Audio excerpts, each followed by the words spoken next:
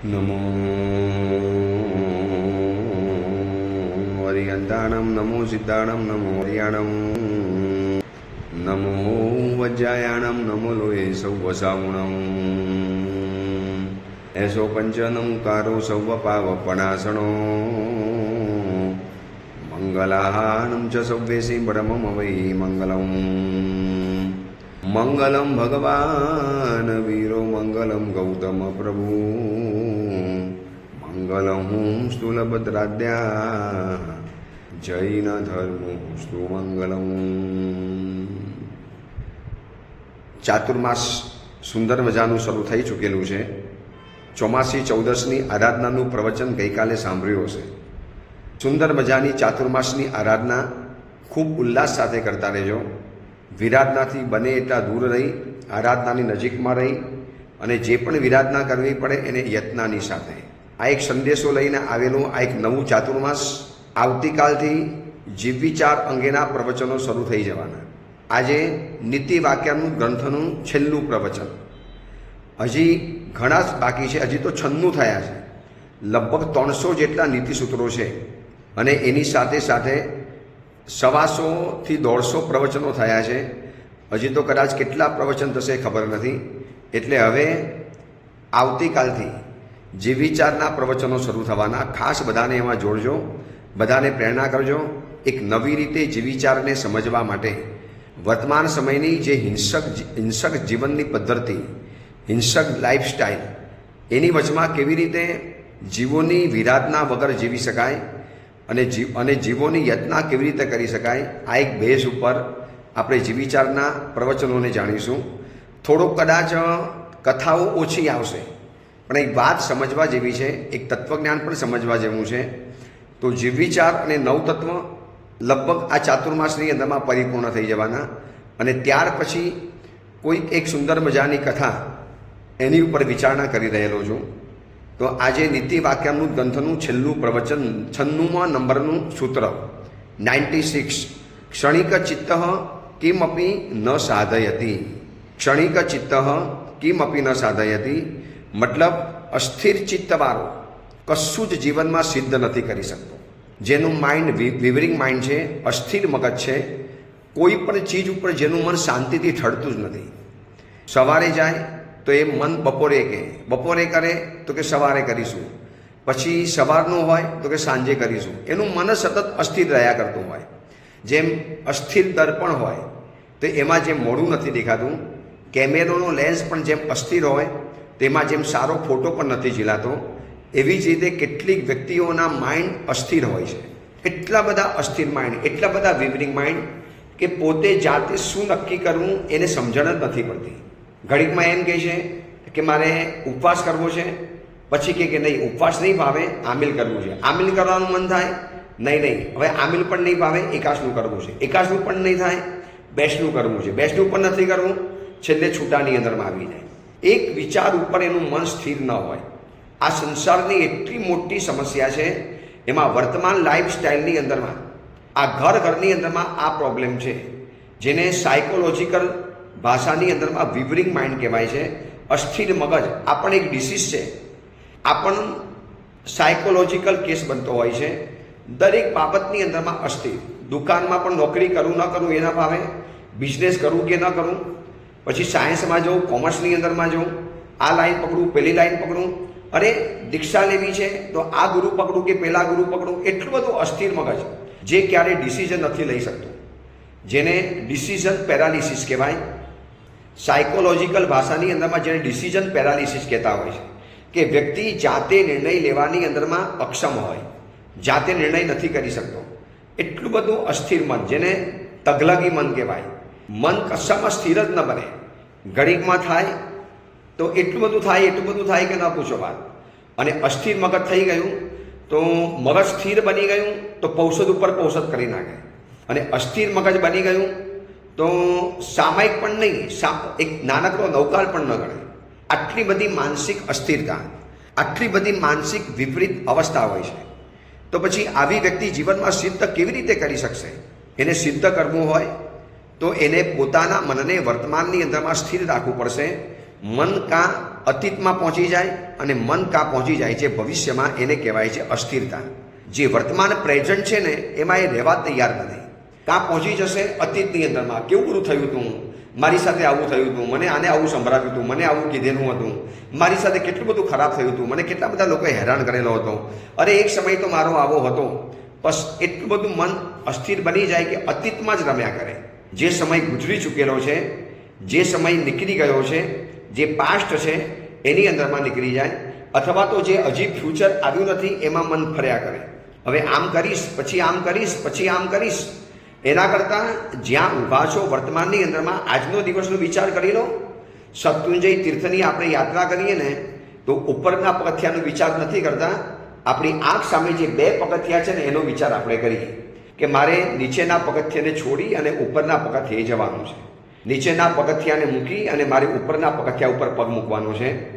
એટલે અસ્થિર મનવાળો કોઈ પણ જગ્યાએ શાંતિથી સ્થિર રહી ન શકે. સતત મન ચંચળ, ડામાડોલ, સતત મનની અંદરમાં ઉચ્ચ નીચ પરિસ્થિતિ એને એવી સ્થિતિનો અનુભવ થયા જ કરે. સતત ને સતત એને જે કરે ને એમાં એને ખોટું જ લાગે, ખરાબ જ લાગે. એને એમ થાય હું કશું જ નથી કરતો. અરે એવા પણ માણસો જોયા છે કે દેરાસરમાંથી જલ્દી પાછા ના આવે.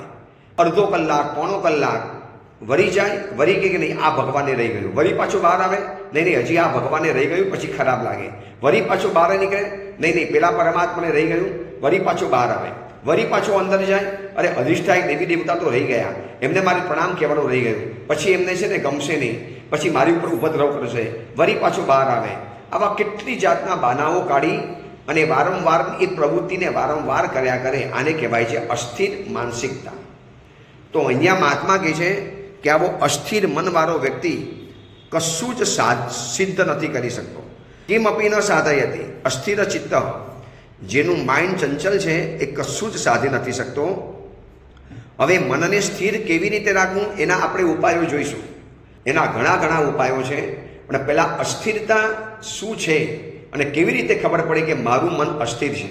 જે મન અત્યારે જે ચાલે છે એની અંદરમાં ન હોય અને ગઈકાલ અને આવતીકાલમાં મન પહોંચી જાય તો માની લેવાનું કે માઇન્ડ અસ્થિર છે, મગજ ચંચલ છે, એનું માઇન્ડ ત્યાં સ્થિર રહ્યું નથી, માઇન્ડ સ્ટેબલ નથી રહ્યું. અને મગજ અસ્થિર હોય એટલે એની સાથે ઘણી વિગતો કે ઘણા પ્રોબ્લેમો જોડાતા હોય છે. અસ્થિર મનવાળો હોય એટલે પોતાના ઘરની અંદરમાં પણ ન ગમે, ઉપાસેમાં પણ ન ગમે. ઉપાસેમાં આવે ઘરની ચિંતા થાય, ઘરની અંદરમાં આવે તો વળી પાછું ઉપાસેમાં જવાનું મન થાય. તીર્થયાત્રા કરવા જાય તો એને ઘર યાદ આવે, અને ઘરની અંદરમાં રહે તો કેવી સરસ મજાની મારી તીર્થયાત્રા થતી હતી, કેમ પાછો આવી ગયો. ઉપધાન કરવા જાય તો ઘર વધારે યાદ આવે, અને ઘરની અંદરમાં રહે તો કેવા સરસ ઉપધાન હતા, મારે છોડીને આવવું પડ્યું, હજી વધારે રહ્યો તો સારું થાત ને, ખોટો ઘરમાં આવી ગયો. તો તમને કોને મોકલ્યા? પરાને કોઈ મોકલ્યા નથી, તમે સામેથી કીધું કે મારે ઘરે જવું છે, મને ઉપધાનમાં નહીં ભાવે. એવા કેટલાય પરિવારોને અમે જોયા છે કે ઉપધાન કરાવ્યા હોઈએ અને ચાલુ ઉપધાનની અંદરમાં મન અસ્થિર બની જાય. નહીં, હવે મારે ઘરે જવું છે, હવે મારે નથી રહેવું, હવે મને નહીં ભાવે, મને આની અંદર મજા નથી આવતી. મેઘકુમાર મુનિવર હતા, પરમાત્મા મહાવીરની છત્રછાયામાં હતા. દીક્ષાના પ્રથમ દિવસે મન અસ્થિર બની ગયું. જે સ્વીકાર્યું છે એની ઉપરનો વિશ્વાસ તૂટી જવો, આને કહેવાય છે અસ્થિરતા. તમે જ્યાં રહ્યા છો એ જગ્યા ઉપરની શ્રદ્ધા ગુમાવી દેવી, એવું નામ છે અસ્થિરતા. કેમ શ્રદ્ધા ગુમાવી દેવાની? મને સારું જ થવાનું છે, બધું જ મારું સારું થશે, જે પકડ્યું છે એ સાચું જ છે, ખોટું નથી, એમાં મને કશો જ વાંધો નહીં આવે. પરંતુ શરીર અસ્થિર હોય ને એ વાત બરોબર છે, આ તો મનની અસ્થિરતા છે. શરીરની અસ્થિરતા તો વ્યાયામ દ્વારા, યોગ દ્વારા કે ધ્યાન દ્વારા કરી શકાશે, પણ મનની અસ્થિરતાનું શું? મનને સ્થિર કેવી રીતે બનાવવું? તો મનને સ્થિર બનાવવા માટેના પહેલાં કેટલાક ઉપાયો આપણે જાણી લઈએ કે જેને મનને સ્થિર કરવું છે, જે પોતાની મનની અસ્થિરતાથી પરેશાન થઈ ગયા છે. એવા માણસો જાણે છે કે મારું મન જ અસ્થિર છે, સતત મારું મન ચંચલ છે, ભમ્યા કરે છે, મારું મન જ મારું કાબૂમાં નથી રહેતું. એટલે અસ્થિર ચિત્ત છે એ પોતે પૂજા કરવામાં પણ મજા નહીં આવે, પ્રતિક્રમણ કરવા જશે મજા નહીં આવે, જે પણ ધર્મ આરાધના કરતો હશે તો સામે જે ઓપોઝિટ છે ને એને સતત યાદ કર્યા કરે. તો આવા સમયની અંદરમાં મનને સ્થિર કરવાના કેટલાક રસ્તા છે, કેટલાક ઉપાયો છે. એમાંથી પહેલો ઉપાય એ છે, મનને સ્થિર કરવું છે તો જે પણ સૂત્રો બોલીએ, જે પણ ગાથાઓ ગોખે, જે પણ આપણે આરાધના કરવાની હોય એ આરાધનાના શબ્દો ઉપર, જેમ કે પ્રતિક્રમણની આરાધના કરીએ છીએ, સામાયિકની આરાધના કરીએ છીએ, તો પહેલા નંબરમાં તો એકાંત જગ્યામાં ચાલ્યા જવાનું આવી આરાધના કરવા માટે. એવી એકાંત જગ્યા હોય જ્યાં લોકો આવતા જતા ના હોય, જ્યાં લોકોની અવર જવર બહુ ન હોય. કારણ કે વધુ પડતો જ્યાં લોકો આવતા હોય, વધુ પડતા લોકોની જ્યાં અવર જવર થતી હોય અને એવી જગ્યાની અંદરમાં આરાધના કરવા માટે બેસો એટલે મન આપોઆપ ખેંચાય, મન અસ્થિર બની જાય. અહીંયા માલા ચાલે અને મોઢું પણ ફર્યા કરતું હોય. અહીંયા માલા ચાલે અને ચારેકો ડાફોરિયા માર્યા કરતો હોય. ધર્મના ક્ષેત્રની ખાલી વાત નથી, સંસારના ક્ષેત્રે પણ મનની અસ્થિરતા ખૂબ બધી પરેશાન કરે છે. હું પણ એવા કેટલાય વ્યક્તિઓને જાણું છું કે મનની અસ્થિરતાથી એ લોકો એટલા બધા પરેશાન છે, એટલા રડે, માથું પછાડે, એ ડિપ્રેશન દ્વારાની એટલે ડિપ્રેશનની ગોળીઓ લે, એ કેટલી જાતની માનસિક દવાઓ કરે, કેટલું બધું કરે. એ ડિપ્રેશનની ગોળીઓ લેવા પછી પણ મન એનું સ્થિર તો નથી જ બનતું. કદાચ સૂઈ પણ જશે ને ઘેરની ગોળી લઈને તો શરીર સૂતું હશે પણ મન સૂતું નહીં હોય. આ અસ્થિર મનવાળાની આ તકલીફ છે. એના માટે એ લોકો મેડિટેશનમાં જાય, પછી વિપસ્યનાની અંદરમાં જાય, જ્યાં જે રસ્તા મને બધું જ કરવા જાય. એમ મનની અસ્થિરતા જો દૂર થવાની હોત હિલ સ્ટેશનોમાં જવાથી કે ફરવા જવાથી, કેમ આજે લોકોની આટલી બધી મુસાફરીઓ વધી છે? એ લોકોને એમ કે બસ આપણે બહાર જઈ આવીએ ને જરા મગજ ફ્રેશ થઈ જાય, મગજ જરા શાંત બની જાય, મગજ જરા આપણું સ્થિર બની જાય. એમ સ્થિર બની જશે બહાર ફરવાથી? એના કેટલાક પાયાના ઉપાયો કરવા પડશે. પહેલા નંબરમાં મનને સ્થિર કરવું છે તો જે સૂત્ર, જે ગાથા કે જે પણ કરીએ છીએ એનું મહત્વ સમજી લેવાનું કે હું આ કરું છું કેટલું બધું મહત્વનું છે. ઘણા લોકો નથી કહેતા સાહેબ માલા ગણીએ બીજા વિચારો આવે, મન અસ્થિર બની જાય છે, મનમાં બીજા વિચારો આવે છે. તો એને કહેવાનું કે પૈસા ગણતા કેમ બીજા વિચાર નથી આવતા? રૂપિયા જ્યારે ગણો છો ત્યારે બીજા વિચાર આવ્યા, કેવા એકાગ્ર બની જાય. મતલબ જ્યાં રસ છે, જ્યાં ઇન્ટરેસ્ટ છે ત્યાં બીજા વિચારો આવવાની શક્યતા બહુ ઓછી છે. જ્યાં ઇન્ટરેસ્ટ નથી ને ત્યાં જ બીજા વિચારો આવવાના. તો સ્થિરતાના માટે, મનની સ્થિરતાનો સૌથી પહેલો રસ્તો એ છે કે જે પણ આરાધના કરો છો એની અંદરમાં રસ ઊભો કરી લેવાનો. એટલો બધો માનસિક રસ ઊભો કરી લેવાનો, એટલી બધી મનની એકાગ્રતા ઊભી કરી લેવાની. અને એકાગ્રતા ત્યારે જ આવે તમે જ્યારે એનું મહત્વ સમજો. તો જે ચીજનું મહત્વ છે ને, હાથમાં પથ્થર હશે તો એનું એટલું બધું મહત્વ નથી, તો આપણે એને એટલા બધા સંભાળતા નથી. પણ હાથમાં સોના છે, સોનાના ટુકડા છે, સોનામૂર છે, એ સોનામૂરને માણસ કેટલો બધો સાચવીને સંભાળીને રાખે. કેમ રાખે છે? કારણ કે એને ખબર છે કે આ સોનું અતિ કિંમતી છે, દુર્લભ છે, મારા પોતા માટે અત્યંત જરૂરી છે. તો આવું સોનું અત્યંત કિંમતી છે, પછી એને સાચવવામાં મન કેટલું બધું એકાગ્ર બની જાય.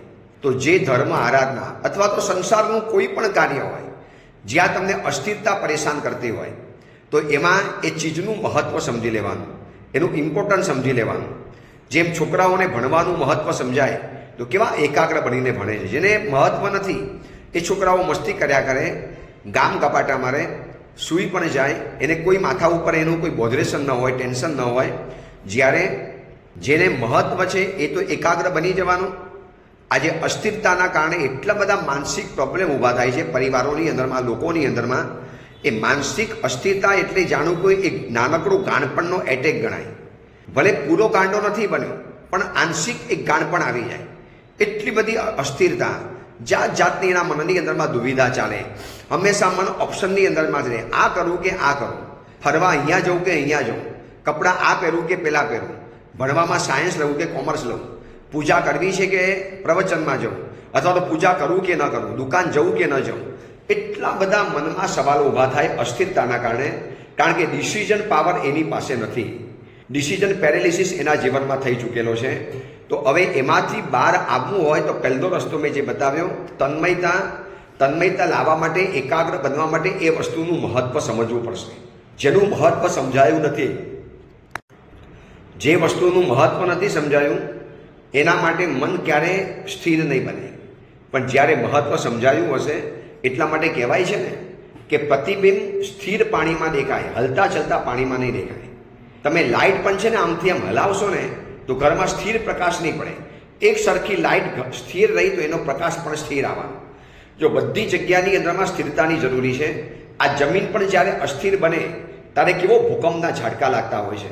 આ મકાન પણ જ્યારે અસ્થિર બને ત્યારે કેવું નીચે પડીને કકડભૂસ થઈ જતું હોય છે. તો એવી જ રીતે છે કે જ્યારે આપણું મન અસ્થિર બને તો એની સાથે ઘણું ઘણું અસ્થિર બની જતું હોય છે. પછી એ ધર્મ આરાધના હોય, પાઠશાલામાં જવાનું હોય, માતા પિતાની સેવા હોય, જવાબદારી હોય, દૂર જાય ને એટલે પછી એની જવાબદારીમાંથી એ પૂરો થઈ ગયો છે એવું સમજી લેવાનું. પણ જે વ્યક્તિ જાગૃત છે, જવાબદાર છે, પરમાત્મા મહાવીરની જેમ કે દીક્ષા લેતા પહેલાં પણ એમને પરમાત્માએ 7 અભિગને ધારણ કર્યા છે કે આટલી આટલી થાય તો જ મારે સાધના કરવાની, તો જ મારે જવાનું. માતા પિતાની સ્થિરતા માટે એમને પણ નિયમ લીધેલો કે જીવતા માતા પિતા છે ત્યાં સુધી મારે સંયમ જીવનનો સ્વીકાર નહીં કરવાનો. તો આ માનસિક અસ્થિરતા, આ માનસિક દુવિધા, માનસિક પરેશાની એ આ જ રીતે આપણને પરેશાન કરતી હોય છે. તો પહેલો રસ્તો એકાગ્ર બનવાનું. બીજા નંબરની અંદરમાં થોડાક ધ્યાનના પ્રયોગ શરૂ કરવા પડશે. બીજું કાંઈ નથી કરવાનું. આપણે જ્યાં ચાલનો કરીએ છીએ ને, જેને આજ્ઞા ચક્ર કહેવાય, જ્યાં આપણે ચાલનો કરીએ, બિંદી કરીએ છીએ, એ મધ્ય ભાગ છે. એ મધ્ય ભાગની અંદરમાં બરોબર ધ્યાન કેન્દ્રિત કરવાનું. એ મધ્ય ભાગ ઉપર બરોબર એકી ટસે જોયા કરવાનું. ભલે જાપ કરો તો પણ ચાલે, આરાધના કરો તો પણ ચાલે, કશું નથી કરતા તો ખાલી આંખ બંધ કરીને ત્યાં જોયા કરવાનું. ધીરે ધીરે ધીરે ધીરે મન એટલું બધું સ્થિર બનવાનું, એટલું બધું મન પરિપક્વ બની જવાનું. એ વખતે એમ થાય કે મને તો બીજો કોઈ વિચાર જ નથી આવતો. આરાધના કરું છું, બીજો કોઈ જ વિચાર નથી આવતો. પ્રવચન સાંભળું છું, મને બીજો કોઈ જ વિચાર નથી આવતો. આટલી બધી મનની સચોટ સ્થિરતા એના દ્વારા બની શકે કે જ્યારે તમે ધ્યાનના પ્રયોગની અંદરમાં ગયા હો. વિચારી લેજો પરમાત્મા મહાવીરની સ્થિરતા કેવી હશે, માનસિક સ્થિરતા, કે 12.5 વર્ષના ઘોર સાધનાની અંદરમાં ભગવાન ઉપર ભયંકર ઉપસર્ગો આવ્યા પણ પરમાત્મા કશું જ બોલ્યા નથી. પરમાત્માએ આ બધું જ સહન કર્યું છે. બસ આવી માનસિક સ્થિરતા જીવનની અંદરમાં આવે તો જ આપણે જીવનમાં કંઈક સાધના અને સિદ્ધિને પ્રાપ્ત કરી શકીશું. આજે આ પ્રવચન ટૂંકું એટલા માટે આપું છું કે બસ ચાતુર્માસની તૈયારી પણ ચાલે છે, બીજા પણ ઘણા કામ છે. એક પ્રવચન ન અડકે એટલા માટે આજે પ્રવચન ટૂંકું આપ્યું છે, સૌથી ઓછું આપ્યું છે. હવે આવતીકાલથી જીવિચારના પ્રવચન શરૂ થઈ જવાના. જીવિચારના પ્રવચનમાં બરોબર ધ્યાનથી સાંભળજો. જીવદયા અને જીવ હિંસા આ બંને કન્સેપ્ટ સાથે ચાલવાના. ક્યાં વધારે જીવદયાનો લાભ મળે છે, ક્યાં વધુ જીવદયાનો વિરાધના થાય છે, ક્યાં વધુમાં વધુ કાચા પાણીનો ઉપયોગ થાય છે, આ બધું તમારા ખ્યાલની અંદરમાં આવે તો આપણે એને અડકાવવું જોઈએ. બસ એ અંગેની મહત્ત્વની વાતો કરનારા આ જીવિચારના પ્રવચનો છે.